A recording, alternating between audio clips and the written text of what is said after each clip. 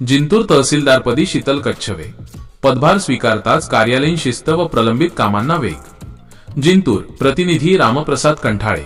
महाराष्ट्र शासनाच्या महसूल व वन विभागाच्या आदेशानुसार नायब तहसीलदार संवर्गातून तहसीलदार संवर्गात तदर्थ पदोन्नती मिळालेल्या श्रीमती शीतल कच्छवे यांनी 22 डिसेंबर 2025 रोजी जिंतूर तहसीलदार म्हणून अधिकृत पदभार स्वीकारला आहे।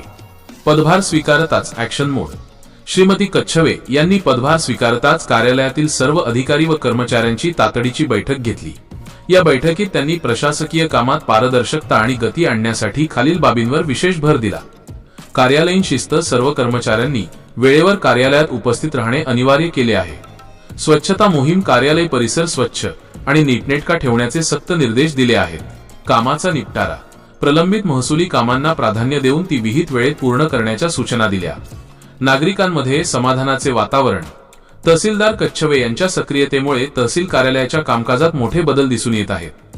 आवश्यक कर्मचारी फेरबदल आणि अंतर्गत सुसूत्रतेमुळे उत्पन्न दाखले, रहिवासी प्रमाणपत्रे, 7/12 दुरुस्ती व फेरफार यांसारखी महत्त्वाची कामे आता जलद गतीने होत आहेत। यामुळे तालुक्यातील सामान्य नागरिकांची होणारी पायपीट थांबली असून सर्वत्र समाधान व्यक्त केले जात आहे।